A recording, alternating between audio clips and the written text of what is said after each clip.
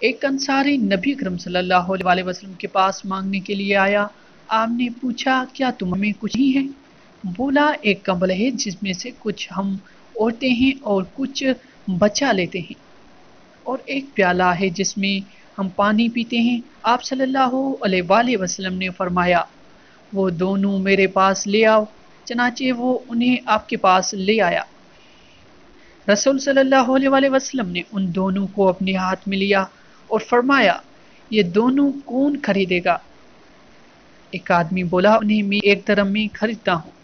صلی اللہ علیہ وسلم نے پوچھا ایک درہم سے زیادہ کون خرید رہا ہے؟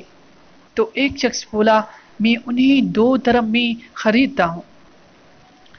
آپ صلی اللہ علیہ وسلم نے اس سے وہ دونوں چیزیں دے دی اور اس سے 2 درہم لے کر انصاری کو دے دیے اور فرمایا ان میں سے 1 درہم کا غلہ خرید کر اپنے گھر میں ڈال دے اور 1 درہم کی کلہاڑی لے آؤ۔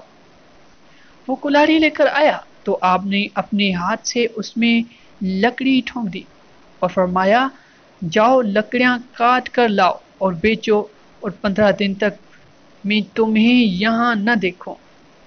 چنانچہ وہ شخص گیا لکڑیاں کاٹ کر لاتا اور بیچتا رہا، پھر آیا اور 10 درہم کما چکا تھا۔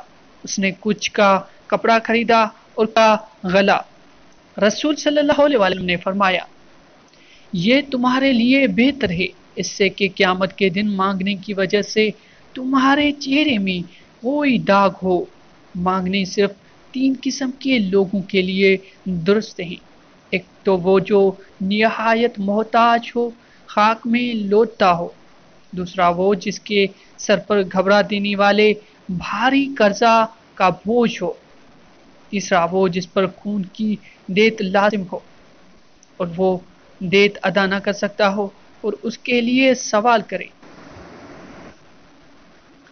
تو چونکہ پاکستان پر اس وقت گھبرانے والے قرضے کا بوجھ ہے اور گھبرانا بھی منع ہے، اس لیے اس بوجھ کو ہلکا کرنے کی بجائے ہم اور قرض لیں گے اور پاکستانی عوام کی خود مختاری کو بھی ریاست کے ہاتھوں گروی رکھ کر ریاست کو عالمی مالیاتی ادارے اور ورلڈ بینک کا محتاج کریں گے، مگر اپنی عوام کو بھوک سے نہیں مرنے دیں گے۔ کاروبار اور روزگار کے مواقع نہ ہونے کی وجہ سے آمدن میں اضافہ نہیں ہو سکتا، اس لیے ہم اپنے اداروں اور ملک کے سرمایہ کے ذخائر کو گروی رکھ کر اپنی آمدنی میں بھی اضافہ کریں گے اور ان اداروں اور ذخائر کو سنبھالنے کی جھنجھٹ سے آزاد بھی حاصل کر لیں گے۔